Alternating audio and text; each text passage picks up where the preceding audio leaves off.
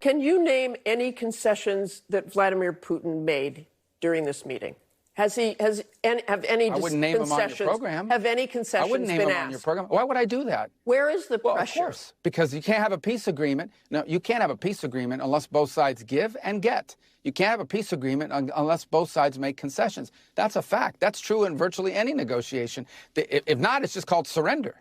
And neither side is going to surrender. So both sides are going to have to make concessions. So, of course, concessions were asked. But what utility would there be of me going on a program and tell you we've wagged our finger at Putin and told him you must do this and you must do that? It's only going to make it harder and less likely that they're going to agree to these things. So these negotiations, as much as everyone would love it to be a live pay-per-view event, these discussions only work best when they are conducted privately in serious negotiations in which people who have to go back and respond to constituencies, because even totalitarian governments have constituencies they have to respond to, people have to go back and defend these agreements that they make, and figure out a way to explain them to people. So we need to create space for concessions to be made. But of course concessions were asked.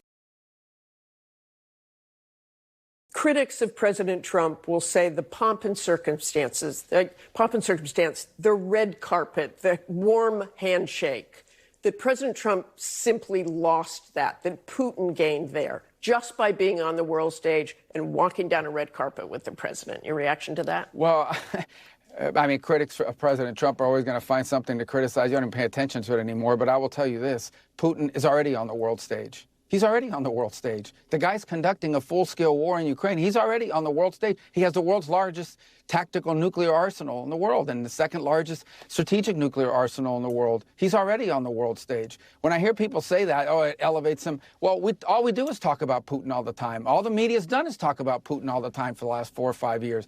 That doesn't mean he's right about the war. That doesn't mean he's justified about the war. Put all that aside. It means you're not going to have a peace agreement between Russia and Ukraine. You're not going to end a war between Russia and Ukraine without dealing with Putin. That's just common sense. I shouldn't even have to say it. So people can say whatever they want. Ultimately, at the end of the day, we have to get the Russian side to agree to things that they don't want to agree to if we're going to have peace. If not, there'll just be a war. They'll keep killing each other.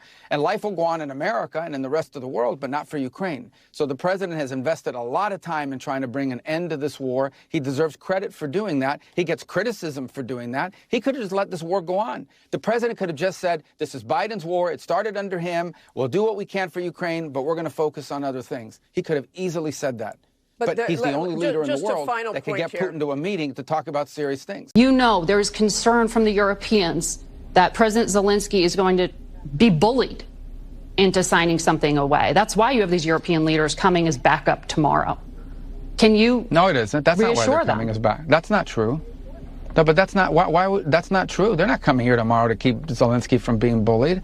They're not coming. That February in fact, Oval Office meeting in front of television cameras where President Zelensky. Do you know how many meetings we've had since then? Oh, no, I know. And I was just up in Alaska watching the one with Vladimir Putin where a red carpet rolled out. No, but with Zelensky. We've had more meetings. We've had one meeting with Putin and like a dozen meetings with Zelensky. So, but that's not true. They're not coming here tomorrow to keep Zelensky from being bullied. They're coming here tomorrow because we've been working with the Europeans. We talked to them last week. There were meetings in the UK over the previous weekend. And they said President Trump was going to demand a ceasefire. As early as Thursday.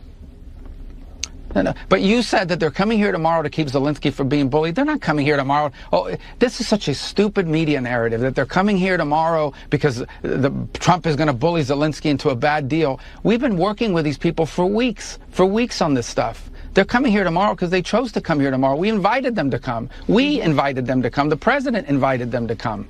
But the president told those European leaders last week that he wanted a ceasefire. The president went on television, said he would walk out of the meeting if Vladimir Putin didn't agree with one. He said there would be severe consequences if he didn't agree to one. He said he'd walk out in 2 minutes. He spent 3 hours talking to Vladimir Putin, and he did not get one.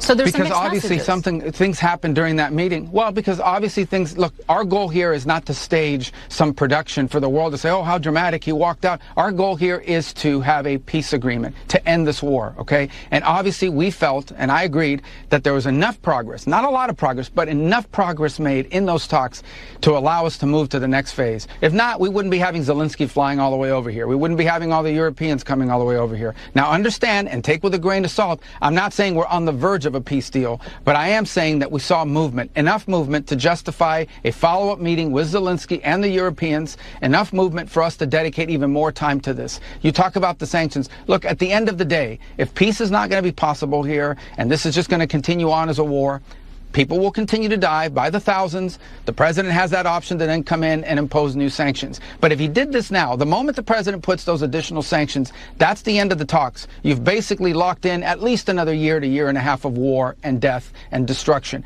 We may unfortunately wind up there, but we don't want to wind up there. We want to wind up with a peace deal that ends this war so Ukraine can go on with the rest of their lives and rebuild their country and be assured that this is never going to happen again. That's the goal here. We're going to do everything possible to make that happen if it's doable. It will require both sides to make concessions. It will require both sides to get things they're asking for. That's how these deals are made, whether we like it or not.